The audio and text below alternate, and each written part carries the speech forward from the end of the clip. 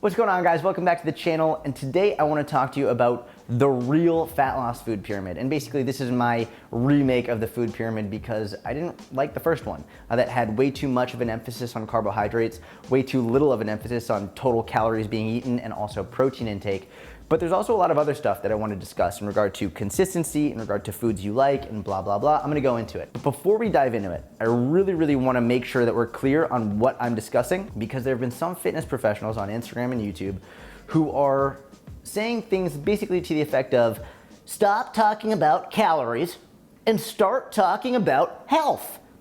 And they say this, and I want to clarify, I'm talking about fat loss, okay? Fat loss and health are not one and the same. They're intertwined, and you can discuss both together. But to equate them to one another is completely incorrect and disingenuous at best. It's not true. Now, I also want to make something very clear. When you say something to the effect of, stop talking about calories, start talking about health, you're painting a picture that calories and health are not related to one another. And I just want to give you an example. Obviously, we all know, if you overeat calories for an extended period of time, you'll gain weight. And obviously, getting to be too heavy is not going to be good for your health. But what about the other end of the spectrum, where people undereat calories for an extended period of time and they get to be very underweight? Obviously, being severely underweight isn't good for your health either, not just physically, but mentally and emotionally. And this is something that a lot of people massively overlook when they're talking about health. They talk about, well, let's talk about micronutrients, and let's talk about your gut microbiome, and let's talk about like all this other and your hormones and all these other aspects of health, but they forget to talk about your mental health. And to say that your nutrition only impacts your physical health, that's just wrong. So if you really want to talk about health, and you really want to talk about how food impacts your health, stop neglecting to discuss your mental health and your emotional health. And why don't we also talk about binge eating disorder? Why don't we also talk about anorexia and bulimia, orthorexia?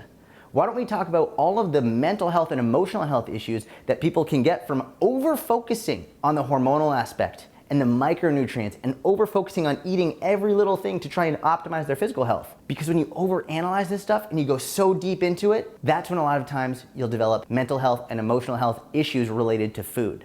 Now, before I go any further, I want to clarify, I am not saying anyone who focuses on the gut microbiome or your hormonal health or the micronutrients, I'm not saying that's bad. That is very important, and it's important science to study, and it's important to learn for your individual goals.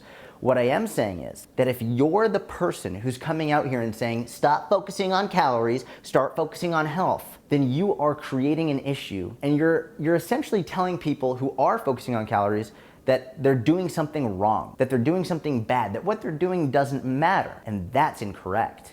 Because the reality is, focusing on how much you're eating in total is just as important as focusing on what you're actually eating. They're two different discussions, but they can also be part of the same discussion depending on who you're talking to and what their individual goals are. So my purpose in this video, and specifically this introduction, is not to say don't focus on your gut microbiome. It's not to say don't focus on your hormonal health. It's not to say don't focus on your micronutrients. Absolutely focus on that, especially if that's what your goals are related to. What I am saying is, don't put anyone else down for focusing on something that maybe you don't seem to find as important. Don't put someone else down for focusing on calories if that's what they need to focus on. The reality is this: if we want everybody to be able to have a healthier relationship with food, have a healthier relationship with their body, and work towards achieving their goals in a healthy way, some people are going to want to focus more on their calories. Other people are going to want to focus more on their gut microbiome.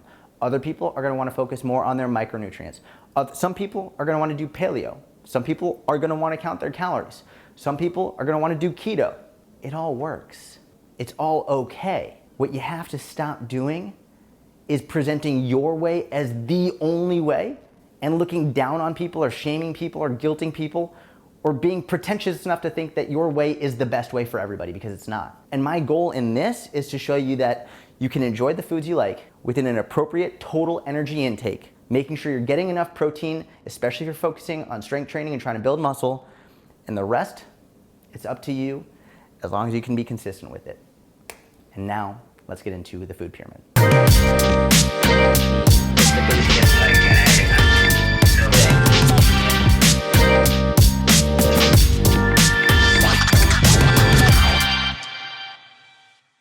All right, so that was probably the most intense introduction to any video I've ever done, but let's get into it. All right, now before I get into discussing the foods you like, I want to just clarify one more time. We're talking about fat loss. We're not talking about overall health. Specifically, this is my pyramid that I've created with the goal of fat loss. Now, with that in mind, let's start about talking about foods you like. The reason that this is number one and not calories, and it's probably gonna be the biggest point of contention here, so allow me to explain. The reason foods you like are absolutely number one, or the base of the pyramid, is because if you make calories number one, which there is a good argument for it, if you make calories number one and foods you like number two, then you're essentially basing your entire pyramid off of something that doesn't allow you to make the foods you enjoy the most important component. And if you don't have the foods you enjoy as the most important component, it doesn't matter how good your calories are, how good your protein is, how good your carbs and fat are, you won't be consistent. And if you can't be consistent the whole way through, if you can't sustain it for a long period of time, it's not gonna work. That's why the most important part for me is foods you like. Because let's be honest, you're not gonna hit your calories every day. There are gonna be times you don't hit your calories every week. There are gonna be times in your life when you're super stressed out. There are gonna be times in your life when you're super busy. There are gonna be times in your life when hitting your calories, it's not gonna be realistic, and that's okay. When you make that the base of your pyramid, you're setting yourself up for failure.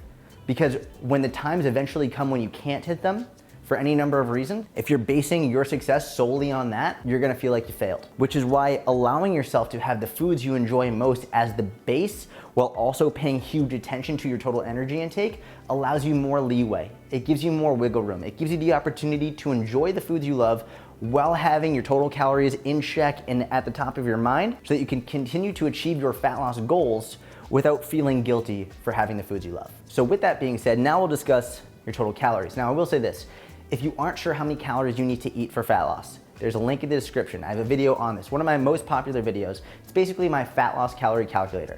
It tells you how many calories you need to eat in order to lose fat sustainably. Click the link in my description so you can figure out exactly how many calories you need for a slow, steady, sustainable fat loss. So once you figure out how many calories you need for fat loss, then you can start going back to the base of the pyramid. And this is why I like to structure it this way. Because when you structure it this way, you can go back to the base and you can say, okay, awesome. So I know my calories and I know what foods I like. Now let's start checking how many calories are in certain foods. And this is one of the more common questions I get on Instagram, right? Which, by the way, if you don't follow me on Instagram, you can do that here. We can put that here, here, here, anywhere. Follow me on Instagram. A lot of people say, well, how do you know how many calories are in certain foods? Number one is you can always Google it. You can always just like Google search how many calories are in X, Y, and Z. You could also go download an app. So my buddy Mike Vacanti, he has an app called Mike's Macros, which is my personal favorite. You could go to MyFitnessPal, you could go to FitDay. There's a plethora of apps that you can choose from, but basically you can go start checking how many calories are in certain foods. Now, of course, they're not gonna be 100% accurate, right? Like everyone's gonna say something different. And that's when a lot of people are like, well, oh my God, like FitDay said the pizza had this many calories and MyFitnessPal said this and Mike's Macros said this. Like, how do I know which one's correct? You don't, but you guess and check. Give it a shot. At least you have a general number that you can choose from as opposed to no idea whatsoever. Plug and play. Track your data over time, and then you'll figure it out. It's not the fun answer, but it's the truth. Just gotta fucking try. So from here, what I like about this is when most people, especially at the beginning of starting to lose weight and trying to lose fat, they'll see how many calories are in certain foods.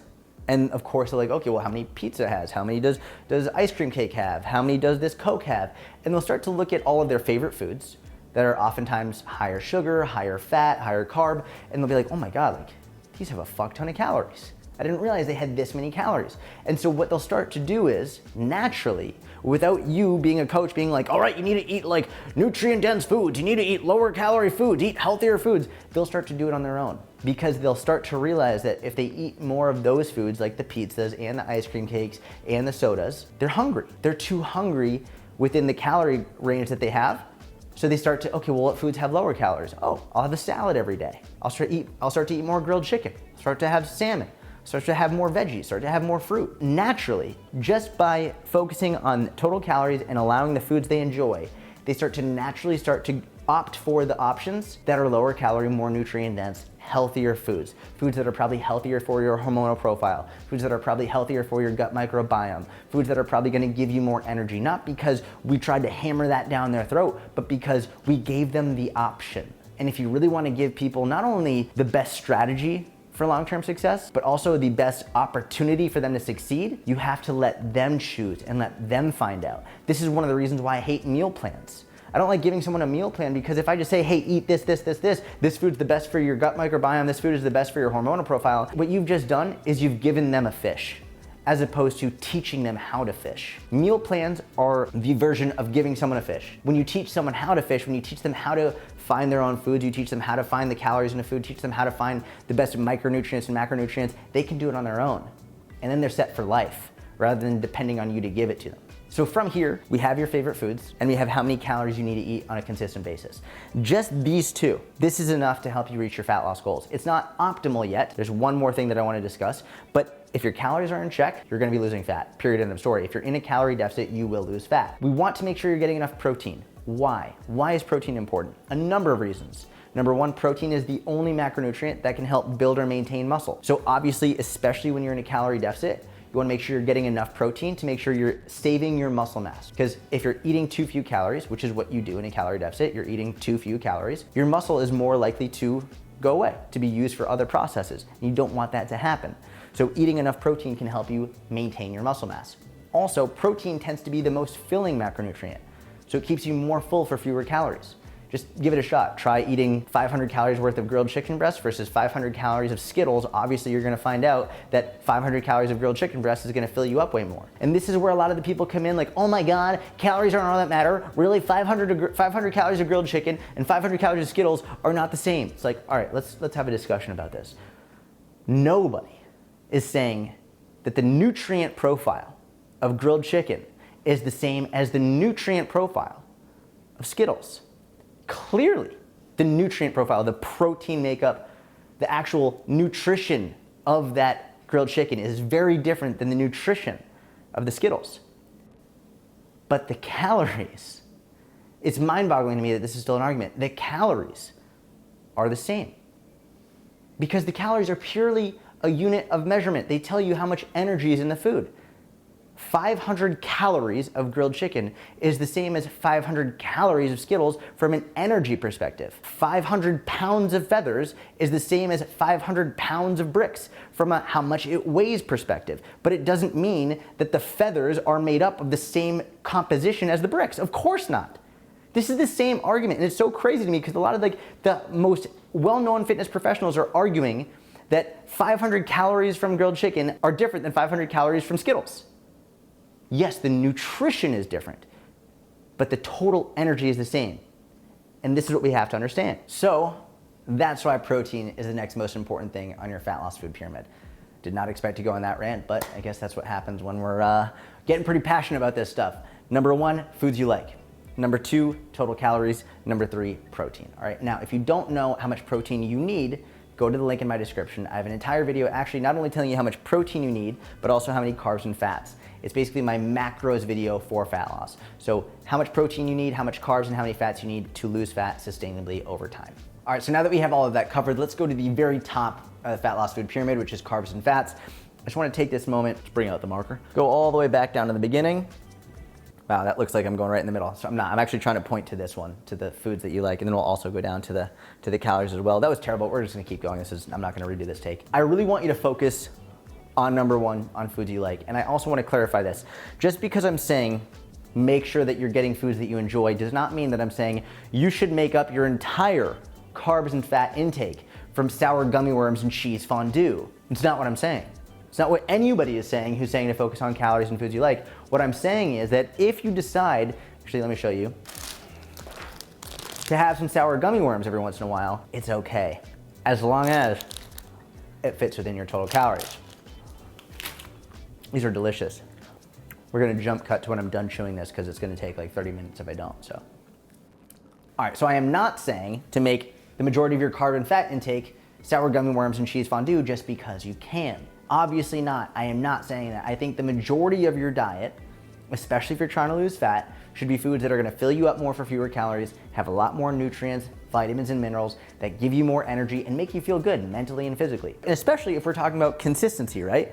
Consistency throughout the entire food pyramid, you wanna choose the foods that are gonna make you feel your best and gonna fill you up more for fewer calories. Because if you're choosing to make sour gummy worms and cheese fondue your main carbohydrate and fat sources, you're probably not gonna be very consistent because you're gonna be ending up super hungry and not feeling very good, so you won't be able to hit your calories.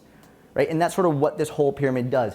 It doesn't tell you, for example, this is another mistake that people make. People will look at this and be like, oh, so you have to be having more protein than carbs and fats? It's like, that's not what I'm saying. What I'm saying is this is the level of importance that you have to pay attention to. Foods you enjoy, number one, that's the base of your pyramid.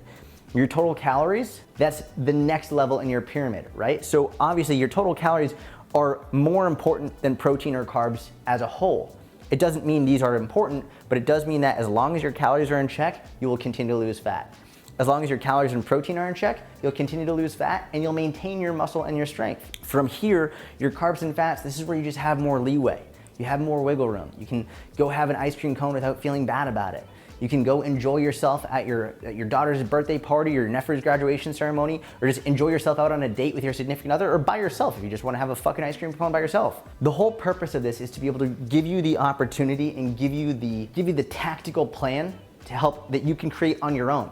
I'm not going to give you the one plan. I'm going to give you the opportunity to create your own plan. That's why I'm not saying what specific foods to eat. You choose what foods you like. You put it in the calories that are needed for you based on the video in the description. Have the protein that's needed for your individual needs based on the link in the description, and the carbs and fats as well. This is all based on the individual. I'm not telling you what you need to eat or how much of it you need to eat. I'm just saying you get to choose. And when you get to choose through all of this, you can be more consistent. And that's what every coach is trying to get across. That's what every coach is preaching: consistency, consistency, consistency. But on the back end, they're telling you that you have to cut out carbohydrates, you have to cut out fats, you have to cut out all processed foods, you have to eat this way, you have to eat that way. I'm like, fuck that. Whatever way you want to eat, you eat. I don't give a fuck. Whatever you have to do to make sure that you can hit your calories and protein and carbs and fats while making sure you have the foods you enjoy, that's what's gonna keep you consistent. So I don't care if you do keto, I don't care if you do paleo, I don't care if you do Weight Watchers, I don't care what the fuck you do, as long as you're enjoying it and you can keep it consistent and you're achieving your goals. That's all I care about. That is it.